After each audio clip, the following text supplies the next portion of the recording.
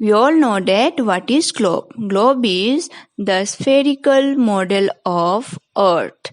A globe is the nearest representation of our Earth. However, it is not the most convenient tool in our study of places and the people. Why? Because globe represents the whole Earth, whole world it represents. But while studying about small places, we need map. Globe is not very convenient at that time, and globe is very difficult to carry because it comes in huge size. It cannot be included in a book because it comes separately. If we need globe while doing study about any topic about Earth, we need to carry globe separately. It cannot be included in a book.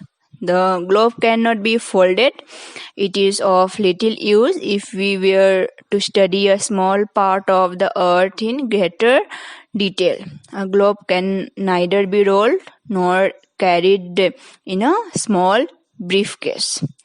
These difficulties led to creation of map. Maps are flattened pieces of the Earth's surface as shown on the globe. The art of making maps is known as cartography. Distortion occur when spherical portions of the globe are flattened, and the cartographers try to minimize the distortions. Distortion means changes, deformation.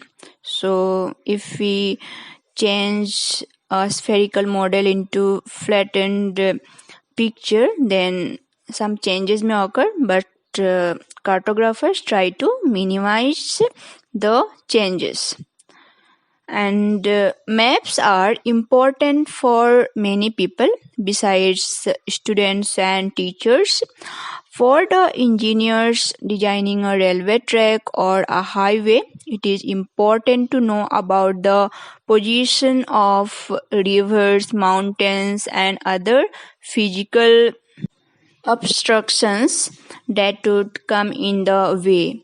The town planners also need such information, and for them maps are very, very useful because they need detailed information about that place, about that area, which is not possible on globe. So they need maps. Now we learn about types of map. First is a physical map. Physical map would show mountain ranges, hills, rivers, plateaus, plains, and valleys. Then second one is a political map. A political map would show the boundaries of different countries within a continent or of different states within a country. And third one is thematic map. Thematic map is a type of map that shows a particular theme connected with a specific geographical area such as temperature, language, population, etc. And now, what is atlas? A collection of maps is called atlas, and atlas would be of great help in planning tours and even small excursion because it is a collection of maps. You will get varieties of map there, but that is possible only if we understand the language of the map. There is a specific language of map that you need to know. Then only you will able to understand the maps. Like colors, symbols. You have to know the meaning of color. What color indicate what meaning in the map. Symbols. What symbols indicate what message in the map. Okay. Then comes to the directions. We are all familiar with the 4 directions. What are these 4 directions? East, west, north, and south. If you hang the map of India on a wall, the Himalayas are the top, would be the north direction. Then Indian Ocean at the bottom would be the south. Then the Bay of Bengal would be in the east, while the Arabian Sea would be in the west direction. Beside these four directions, there are sub-directions also. Like northeast lies between north and east.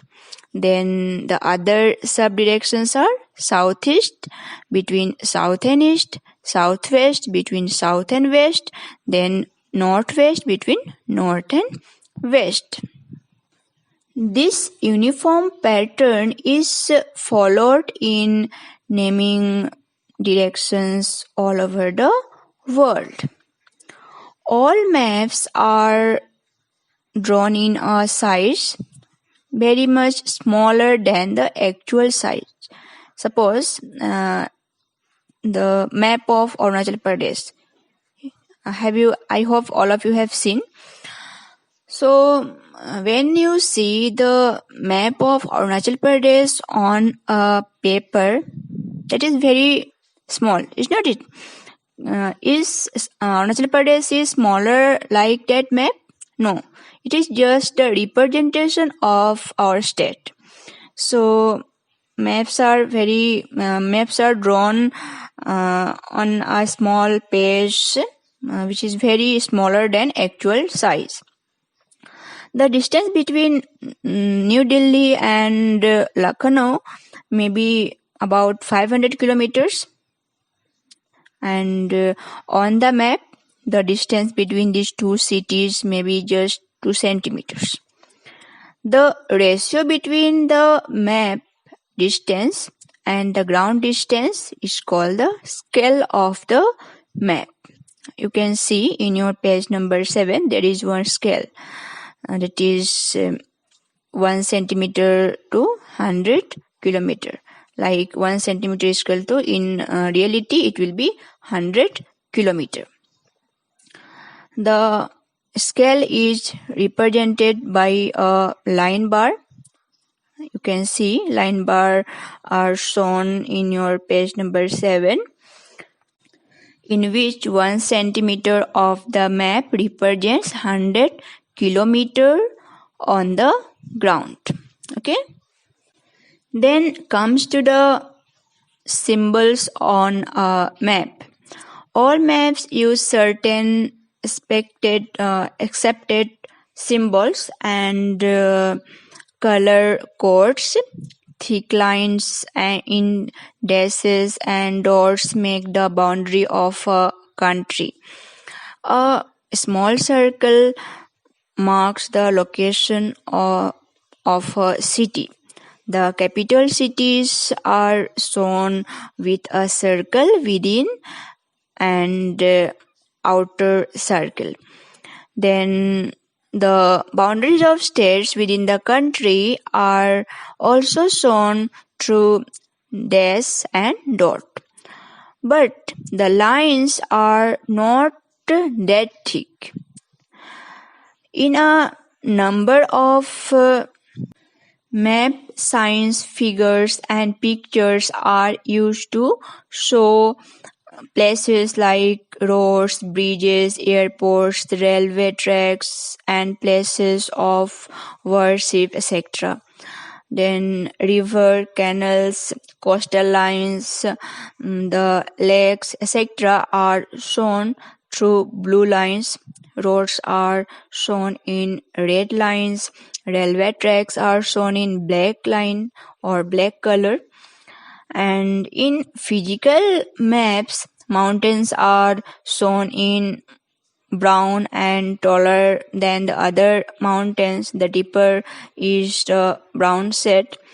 The seas are shown in blue. The depth at any particular place is indicated by how dark is the shade of blue. Then the shallow sea along the coasts may be shown in very light blue, the high seas may be in deep blue, the plains are shown in green. So like this, different color indicates different meaning. And maps are also used to give a visual descriptions to feature like crops grown, amount of rainfall, vegetation, occurrence of minerals, etc. So these all comes under thematic maps. All maps are so all maps show references also in the site, generally in the right hand side. This helps us to understand what different colors used in the map stand for. So this is all about globe and map, how globe and map is different and how their uses are different. What important things we need to know while using maps or globes. So this is all about chapter number 1, maps, our friends in unknown places.